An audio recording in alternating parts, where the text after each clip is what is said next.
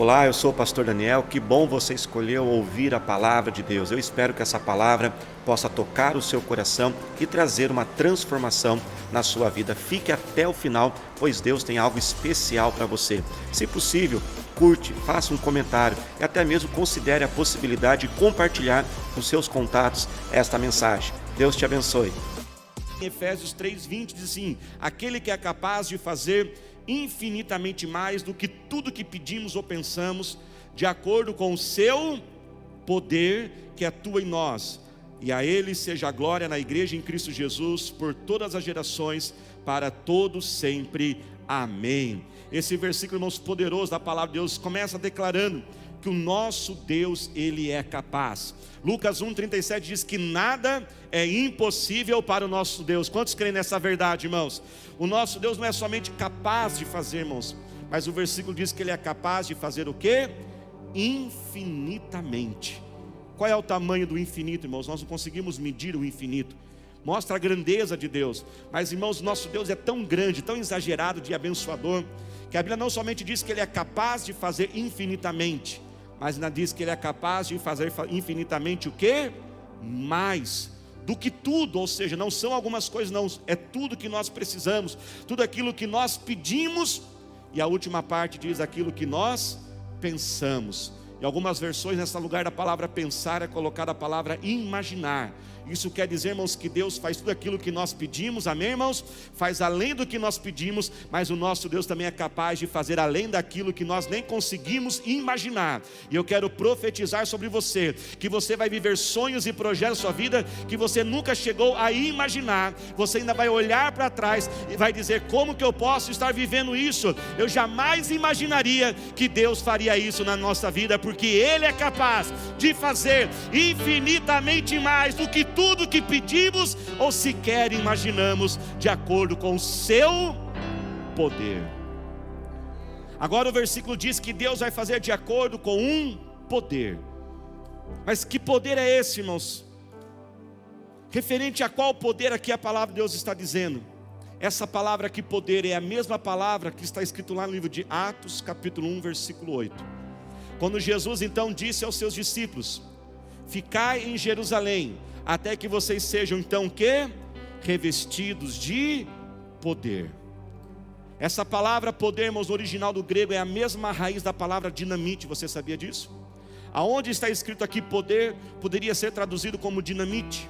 Está falando de uma explosão, está falando de uma força. Esse poder de Deus, e o versículo então diz: esse poder que atua em nós. Um poder, irmãos, que vem sobre o Espírito Santo na nossa vida. Como Jesus disse: e receberiam o poder quando viesse sobre você o Espírito Santo. O Espírito Santo, irmãos, foi enviado por Jesus para estar conosco. Quando Jesus, irmãos, se despediu dos seus discípulos, Ele falou: eu vou para o Pai, mas quando eu chegar lá no Pai, eu pedirei que o Espírito Santo venha sobre todos nós. É por causa, irmãos, do Espírito Santo que todos nós podemos ser usados por Deus. É por causa do Espírito Santo que não está preso às limitações humanas, porque Jesus, Ele era 100% Deus, amém, igreja? Mas Ele também era 100% homem. Como homem, Ele estava preso a limitações humanas. Jesus não podia estar em dois lugares ao mesmo tempo, mas o Espírito Santo está sobre os quatro cantos da terra, e está sobre todos nós, e num lugar tão profundo e maravilhoso, dentro do meu e do seu coração. É o Espírito Santo, irmãos, que libera este poder sobre nós. O Espírito Santo não é uma energia, o Espírito Santo não é uma força, apesar de Ele nos dar força. O Espírito Santo é o próprio Deus habitando dentro do crente. E nós devemos ter intimidade com o Espírito Santo. Nós temos que conversar com o Espírito Santo. Eu quero incentivar você um hábito que eu desenvolvi com o tempo. Quando eu acordo de manhã, irmãos, ainda na cama, eu abro os olhos, a primeira coisa que eu digo, ainda na cama, eu digo: bom dia, Espírito Santo. Lá em casa nós ensinamos nossos filhos e repetimos todos os dias: Espírito Santo, meu amigo, esteja conosco em mais um dia. E quando esse Espírito Santo, irmãos, que é esse poder, que tem esse poder sobre nós, ele começa a atuar nas nossas vidas. E atuar significa exercer uma ação, atuar significa produzir um resultado, um efeito. Ele começa agora a realizar esse projeto de Deus nas nossas vidas. Eu gostaria de compartilhar, irmãos, 3 formas que esse poder do Espírito Santo, ele atua dentro de cada um de nós. A primeira forma, irmãos, que o Espírito Santo atua com este poder, é liberando uma força sobrenatural. Diga assim comigo, uma força sobrenatural. O Espírito Santo, irmãos, que atua em nós, ele produz essa força no nosso interior, uma força que nós não conseguimos explicar. Lembra da dinamite? Essa explosão de força, a força que nos impulsiona, que nos leva para frente, que nos empurra para aquilo que é o certo para se fazer, mas também aquela força que nos freia e nos impede de fazer aquilo que é errado de fazermos. O Espírito Santo, irmãos, é essa força dentro de cada um de nós. Com todo respeito à profissão do personal trainer, vários irmãos aqui são, mas é uma limitação humana. O personal trainer, ele monta um programa de treinamento para a pessoa, não é isso? E às vezes ele passa lá o exercício, e às vezes ele fala, olha, 10 flexões, e a pessoa começa 1, 2, 3, na 4, está quase acabando lá, não tá, se fosse eu na terceira estava parado já, né, irmãos? Mas aí o personal fica, não, vai, você consegue. Ei, presta atenção, o Espírito Santo não é assim. Ele não é aquele que fica do seu lado dizendo, vai. Ele entra dentro de você e se torna a força que você precisa. Por isso que a Bíblia diz, diga ao fraco, eu sou forte. Sabe, irmãos, não existem pessoas mais fortes do que as outras, mas o que existe são pessoas fortalecidas. Todos somos iguais, ninguém é mais especial, ninguém é mais importante, ninguém tem algo que o outro não tem. Agora, o que existe sim são pessoas que são fortalecidas, elas vão para a presença de Deus e renovam as suas forças no Espírito Santo, para poder ali superar aquilo que precisa ser feito. Essa força, irmãos, que vem sobre todos nós. Qual é a força que você precisa hoje? Força para quê você precisa clamar o Espírito Santo nessa noite? Talvez alguns aqui precisam de uma força, na força do Espírito Santo, esse poder que atua em nós, para lidarmos com os relacionamentos da vida.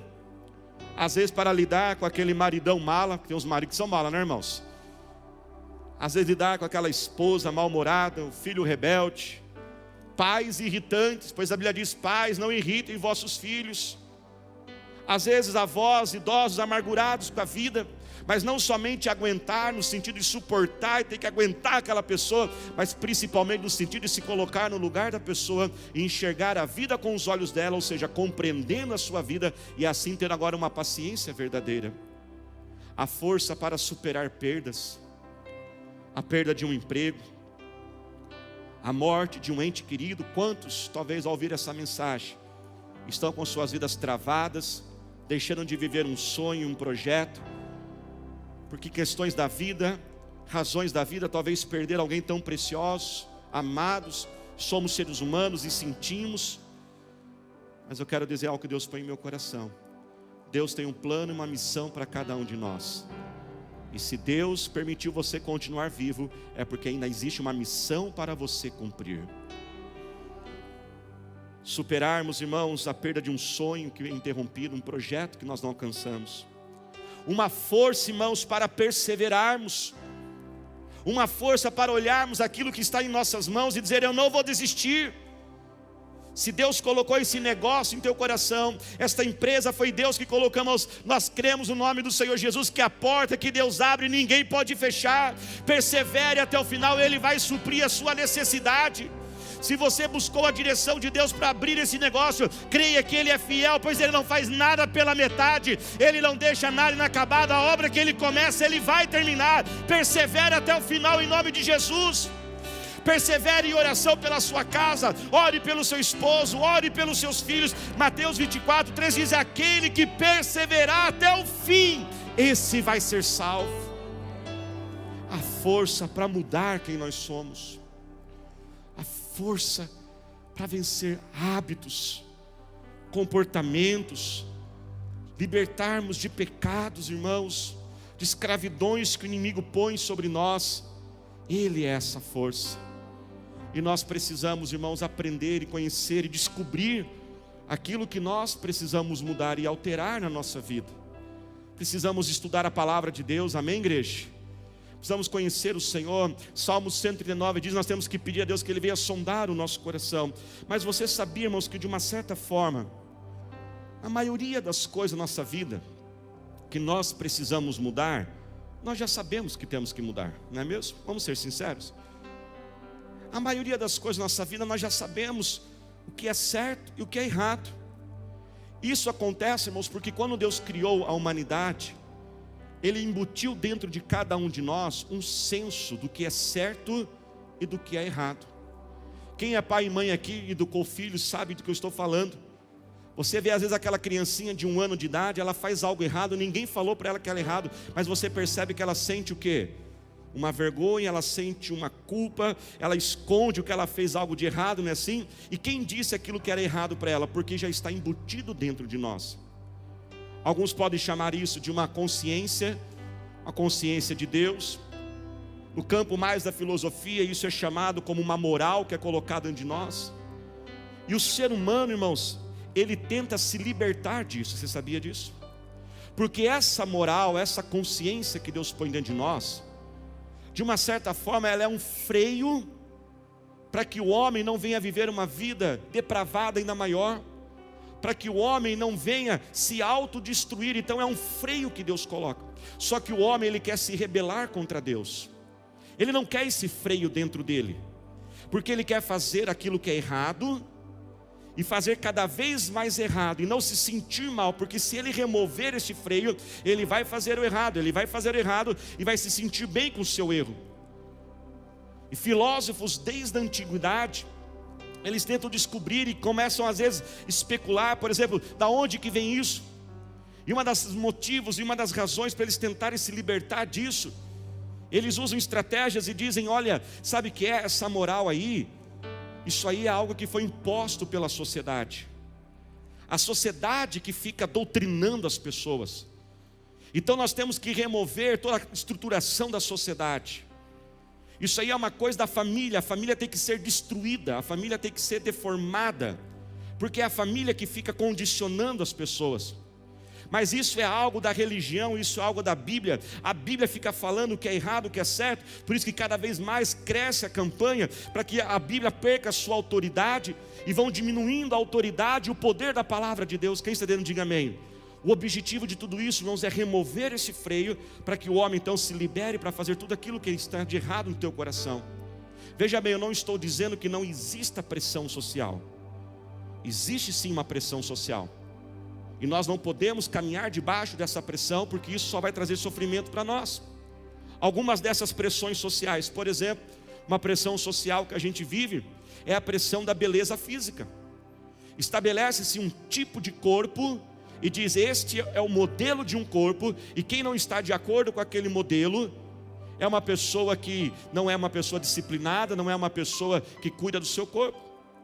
Pessoas obesas sofrem demais, e nós oramos muito na nossa igreja para Deus dar vitória sobre isso, porque geralmente quando uma pessoa é vista uma pessoa obesa, geralmente já há um preconceito nela, diz, olha, aquele obeso ele é relaxado. Isso é uma pressão social. O machismo é uma pressão social. A Bíblia não ensina isso, pelo contrário, Jesus foi um dos principais, se não o principal da história da humanidade, que restaurou o valor da mulher. Jesus restaurou o valor da criança. A pressão social do sucesso, a pressão social de você ter que ter cada vez mais seguidores na internet, nas redes sociais. Uma pressão social que você não pode ser uma pessoa baseada nos valores bíblicos, porque é passada a mensagem que a pessoa que é enraizada nos valores bíblicos, ela é uma pessoa ultrapassada. Então quer se pôr dizer, olha, se você crê na Bíblia, você não é uma pessoa atualizada com a sociedade, você é uma pessoa retrógrada. E isso, irmãos, está mais claro aos nossos olhos do que a gente imagina, está à nossa frente. E se nós não vigiarmos, o objetivo de se libertar desta moral que Deus colocou em nós, vai gerar, irmãos, uma sociedade extremamente bagunçada e desorganizada, um anarquismo geral. E o nosso Deus não é Deus de anarquia, o nosso Deus é um Deus de ordem. Nosso Deus não é Deus de confusão. E isso está mais real do que nós podemos imaginar. Esses dias eu vi uma notícia, não sei se você viu, Mas algumas semanas atrás, nos Estados Unidos, um pai se casou com uma filha. Você viu essa notícia? Foi no cartório e se casou com a filha. O que é isso, irmãos? É a destruturação da família. Porque dizem que é a família que oprime. Outra notícia que eu vi esses dias: um alemão de 69 anos de idade, ele entrou com um processo na justiça, sabe para quê, irmãos? Para mudar a sua idade para 20 anos mais novo. Espertinho ele, né? Ele falou: eu tenho 69, mas eu não me sinto 69. O meu corpo, a minha saúde é de 49, a minha aparência é de 49 e eu me sinto como 49. E ele entrou com um processo na justiça. E sabe o que ele alegou? Ele alegou: eu sofro discriminação e preconceito pela minha idade. E assim, irmãos, a sociedade vai vivendo, aonde não existe mais ordem, cada um quer ser aquilo que quer ser, e todo mundo tem que aceitar o que todo mundo está querendo viver, e perde-se a ordem. E um dos absurdos que nós pudemos ver essa semana, saiu em todos os noticiários, essa confusão, eu não vou esticar muito aqui, porque como nós não estamos com o ministério infantil, muitas crianças estão participando do culto, que foi o estupro culposo. Olha o que chegou, alguém alegar, alguém sugerir, alguém citar isso. Isso é um exemplo, irmãos, da bagunça que a sociedade vira. Pastor, por que o senhor está falando sobre isso? Não é somente por causa da mensagem, irmãos, mas também porque daqui uma semana nós temos eleições. Eu não estou falando isso aqui só por causa das eleições, mas também por causa disso. E eu creio, irmãos, que nós como cristãos temos uma responsabilidade de cidadania, de elegermos pessoas que vão defender os valores cristãos, porque é para o bem da própria sociedade. Pessoas que vão ter coragem. Eu sei que numa eleição municipal nós temos pessoas próximas, pessoas queridas, mas a pergunta é: essa pessoa, na pressão, quando vier um projeto lá na Câmara, quando a mídia vier em cima, quando ela tiver medo de perder a base eleitoral dela, ela vai ter coragem de se posicionar? Ela vai ter a coragem de defender a família? Porque, irmãos, senão vai ser perdido. E isso que está acontecendo, irmãos, que às vezes pode parecer tão longe, pode estar tão mais perto de nós, e nós podemos sofrer com isso. Veja bem, irmãos, voltando a falar sobre esta moral que Deus colocou dentro de nós, essa consciência. O inimigo, ele sempre quer destruir tudo que Deus faz, amém, igreja? Se de um lado o inimigo, ele quer arrancar essa consciência para que o homem fique desenfreado, por outro lado, em algumas pessoas, essa consciência destruída por Satanás, corrompida por Satanás, ela também agora ganha uma força a mais do que o normal, e gera na vida de muitas pessoas um sentimento de culpa e um sentimento de acusação. Mas nessa noite você está aqui perante o Espírito Santo para ser a sua força. Os irmãos foram abençoados por essa palavra? Deu para entender, igreja? Qual é a força que você precisa hoje? Seja força para perseverar, superar, seja força para mudar, deixar Deus mudar quem você é. A segunda forma que o Espírito Santo, esse poder atua em nós, irmãos, é liberando os dons espirituais. Diga comigo assim: liberando os dons espirituais. O que são, irmãos, os dons espirituais? É uma capacitação sobrenatural do Espírito Santo, para que nós possamos ir além nas nossas faculdades mentais, humanas. Nós somos como humanos limitados, nós não podemos prever o futuro daqui a 5 minutos. Se nós vamos marcar para encontrar com alguém daqui a 5 minutos, o ideal era a gente sempre acrescentar no final da frase: se Deus quiser. Os antigos faziam mais isso, né? Porque nós não temos essa capacidade, mas nós temos o Espírito Santo, irmãos, que conhece o futuro de todas as coisas, e Ele pode nos alertar, Ele pode nos orientar. Um dos dons do Espírito Santo é o dom da administração. Você sabia disso? Porque o Espírito Santo, irmãos, não vem somente para curar enfermos, e eu quero declarar que Ele vai te usar para curar enfermos em nome de Jesus, mas também como administração, como liderança. Aconteceu com José. José lá no Egito, irmãos, Deus revelou para ele o futuro, e falou: olha, terão 7 anos de muita fartura e 7 anos de escassez. Deus colocou na mente de José um plano econômico, E a Bíblia diz lá no livro de Gênesis que quando vieram os 7 anos de seca, o Egito tinha celeiros e alimentos para vender para todas as nações vizinhas, e foi por causa do plano econômico de José que o Egito enriqueceu. E esse mesmo Espírito está sobre você, que pode iluminar a tua mente, que vai trazer direção, que vai trazer estratégias para os problemas. É o Espírito Santo que vai te capacitar quando você for aconselhar alguém e aquela pessoa está desorientada na vida, e Ele te dá o dom da palavra de conhecimento, Ele te dá o dom de sabedoria, o dom da fé para viver os sonhos. Quantos querem viver sonhos de Deus aí na sua vida? Crescer o reino de Deus sobre a terra, trazer esse reino na vida de cada pessoa. Diga assim comigo: eu sou capacitado pelo Espírito Santo. E a última forma, irmãos, que o Espírito Santo atua com este poder dentro de nós, conforme Efésios 3:20, é curando a nossa alma. O Espírito Santo, ele pode tratar em nossas almas em áreas tão profundas que ninguém consegue chegar.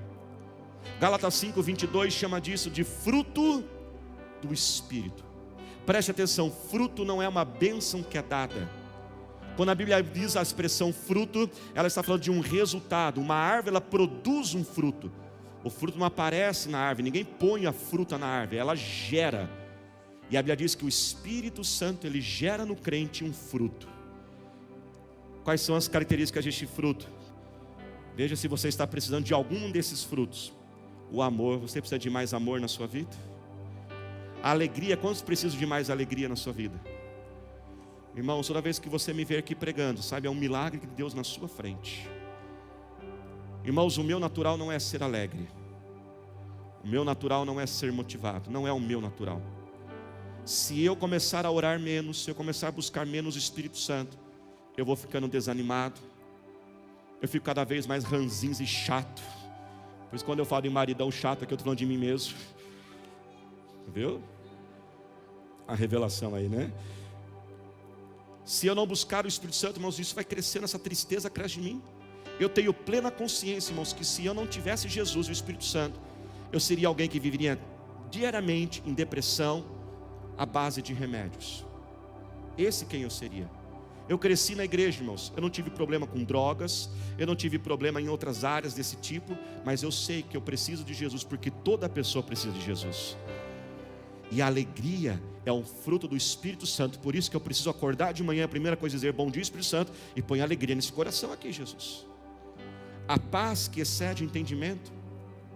Filipenses 4, 6, 7 fala sobre a cura da ansiedade, nos principais males dessa sociedade.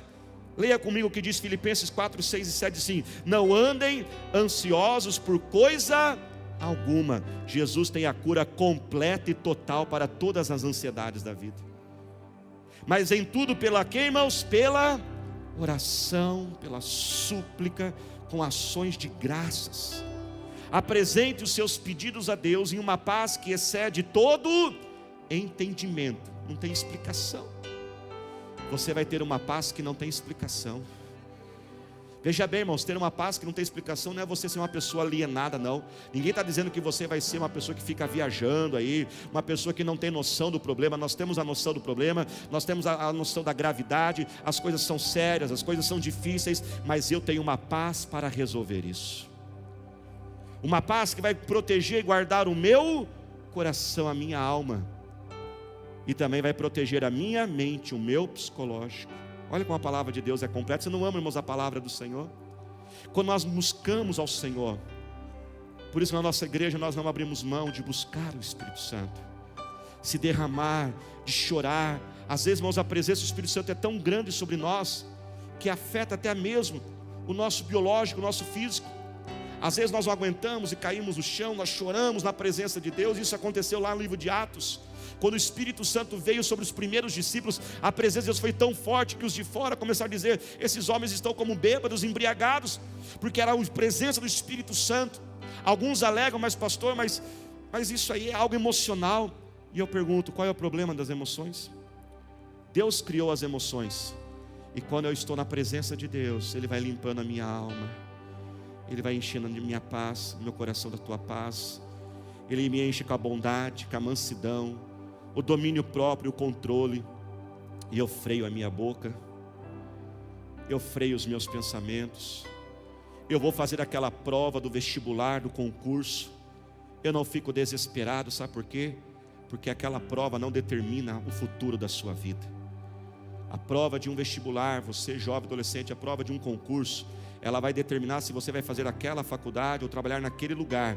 O futuro da sua vida não está nas mãos de uma prova, de uma faculdade. O futuro da sua vida está nas mãos do seu Deus.